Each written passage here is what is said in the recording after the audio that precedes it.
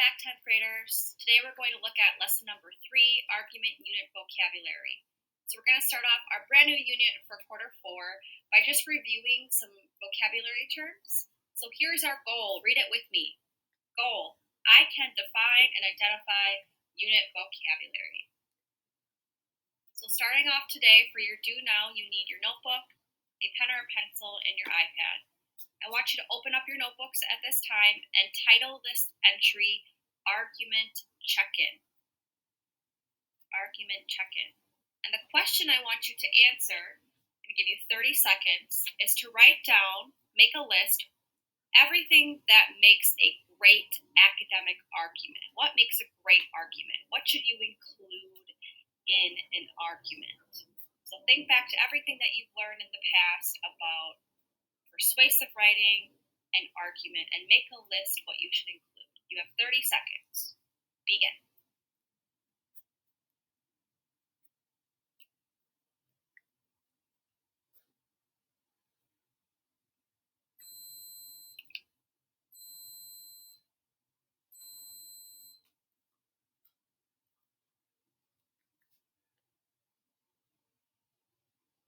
Ten seconds.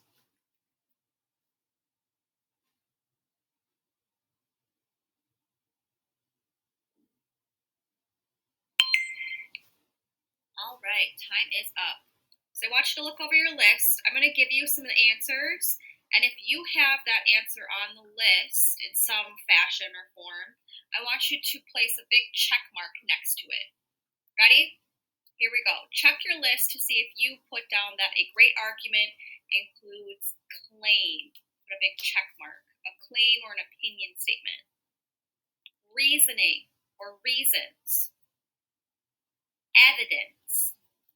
Specifically, the types of evidence that you could have included in your list are facts, statistics, expert opinion, or personal experience. Check your list for valid reasoning. A great argument includes valid reasoning or reasons. Check your list if you included rhetorical devices, persuasive language. And check your list if you included avoid fallacious reasoning or logical fallacies. Okay, so some of these terms might have sounded really familiar to you, and you definitely had them on your list, and some terms might be completely new. And that's completely okay because we're going to be going over all of these terms today. So let's go ahead and get started. Open up your notebooks to your notes section and title these notes Argument Unit Vocabulary. You can do Cornell note style or however you normally do your notes. I'm going to go fairly quickly through this slideshow so that we can get through it in a timely fashion. But if you would like to pause for any of these slides so you can get that definition down if you need more time, you are welcome to do that. Here we go. Our first vocabulary word is argument. And we're not just talking about a regular argument because I know that we all know what that means, but specifically we're looking at an academic argument. So what is an academic argument? Well, an academic argument expresses an opinion. It demonstrates why that opinion is correct using reasons and evidence. And it acknowledges and refutes or proves wrong an opposing point of view. Let's go ahead and write that definition down. Okay, and we're moving on to the next slide. Next, we're going to review claim, reason, and evidence. Again, these are not new terms, but we're going to make sure we have a working definition for each one. So, claim is an opinion statement that shows the position on an arguable topic. So I'm going to give you an example of a claim about Mr. Sadamka and how he's being transferred at the end of the school year. And I have a very strong position on this topic. So here's my claim example. Principal Sadamka should not be transferred to a new school. He deserves to stay at Humboldt. That's my claim. The next vocabulary word is reason. Write down the definition. A statement that supports a claim. So I need to have a reason for my claim. Here's my reason example. He knows and cares about all Humboldt students' emotional and academic success. So that's my reason to support why he should stay. And finally, evidence. Write this definition down. Factual information used to support a reason that helps prove a claim. So I have my reason that he cares about all students. However, I also need to have some type of factual information to back it up or support it. So here's my example.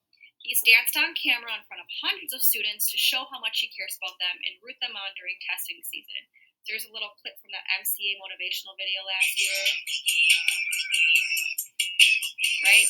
Here is my evidence that shows that he's willing to dance on camera to show how much he cares about the students' emotional and academic success. Okay, we're moving on to the next slide. Our next vocabulary word is counterclaim. And within this word, we see counter and claim, right? Counter. So a counterclaim addresses the opposite position on the topic. So I always like to think about it like counterclockwise is the opposite way on a clock. The counterclaim is the opposite position on the claim that you gave or on the topic. So think back, our counterclaim was that Mr. Slavka should stay because he cares about all of his students, right? Here is a counterclaim to that with a reason here. District leaders may think transferring Slavka will create a positive change at Humboldt because a new leader will do things differently. So that would be a counterclaim. The opposite of my position. Moving on to the next slide. Rebuttal. So a rebuttal is a response that tries to prove the opposing side is incorrect and provides reasons and evidence to support. Okay, so again, think back. The district leaders may think transferring Slavka will create a positive change at Humboldt because a new leader will do things differently. Well, here's my rebuttal to that. What they don't realize is that new leadership will negatively change things because this new leader will not have the experience and knowledge about Humboldt and Humboldt students. Okay, so I responded to that counterclaim, proved that opposing side is incorrect by providing reasons to support. Rebuttal. Moving on to the next slide. Our next two vocabulary words are purpose and perspective, and they're on the same slide because they kind of go hand in hand, right? So think back, we've looked at author's purpose. A purpose is the reason that the author chose to write. So this could be to persuade, entertain, inform, explain, or describe. So an example with this word in the sentence is our purpose in the last example was to persuade district leaders to keep Mr. Slavka at Humboldt. That was the reason that we wrote that claim, right? To persuade district leaders to keep Mr. Slavka at Humboldt. Now, if you're having a hard time remembering which each of these are, what the different categories those are, I'm going to include a little graphic here. If you want to pause right here and write down what each of these mean, describe, inform, entertain, persuade, explain. If you feel like you know them pretty well and you don't really need that, then we're going to move on here. But you're welcome to pause here and write each of those down. Moving on. Perspective. Perspective is how an author feels about the topic he or she is writing about. Okay, we should be able to see the author's perspective just by reading their claim, right? How they feel about the topic. So we feel Mr. Slavka should stay at Humboldt, right? That would be our perspective.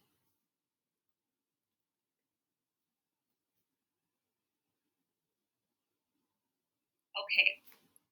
Our next vocabulary words that we're going to write definitions down are for ethos, pathos, and logos. And these are three rhetorical appeals that we're going to go a little bit more in depth in a future lesson. But for right now, I'm just going to give you some background before we just define each of these appeals. So in this unit, you'll examine persuasive language, So you remember when we went over different rhetorical devices, right? Different persuasive language. Well, all of those devices that we were looking at fall under three types of persuasion, and that is ethos, pathos, and logos. So we're going to go ahead and define each of these today. So ethos is an appeal to authority and credibility. It is used to convince an audience of the credibility of the speaker or writer or the credibility of the argument itself. So here's an example. As a doctor, I can say that this product will certainly improve your health. So they are appealing, because he's a doctor, to his authority or credibility. He has the authority to speak on that topic. Next is pathos, so that's an appeal to the emotions. It's used to evoke an emotional response to the audience and reader. So here's an example. If you don't buy this life insurance, you will let your family down. So this example is appealing to that emotional response of the audience and reader. The last rhetorical appeal that we're going to look at is logos, and this is an appeal to logic and reason. It's used to persuade an audience by logical thought, fact, and rationality. So it's all about facts and logical rationality. So here's an example. It's a fact that smoking causes cancer. Therefore, if you don't want cancer, you shouldn't smoke. There's an example of logos. All right, we're almost there. Our next definition is valid reasoning. So valid reasoning is reasoning that's based in logic, uses facts, statistics, or personal experience to support their claim. Here's an example. Becky tells her teacher that she's allergic to pollen. Every time she's outside for recess, her allergies act up, and therefore the playground must have a high pollen count. So this is valid because we see a logical sequence based on true statements. The opposite of valid reasoning is fallacious reasoning. So fallacious reasoning is reasoning that does not provide the necessary support to back up the given claims. Here's an example. Dinosaurs didn't read, now they are extinct. So it's implying that because they didn't read, they died, which is not a logical sequence. A logical fallacy are parts of an argument that intentionally or purposefully mislead others to persuade them, or you might just say it's part of a bad argument. So here's an example. Penguins are black and white. Some old TV shows are black and white. Therefore, some penguins are old TV shows. So again, not logical in the sequence of thought. So here's your assignment, 10th graders. You're going to locate the argument unit vocabulary quiz in the week 1 folder now. And you're going to complete this quiz on these vocabulary terms by Friday, April 10th by 11:59 p.m. Thank you.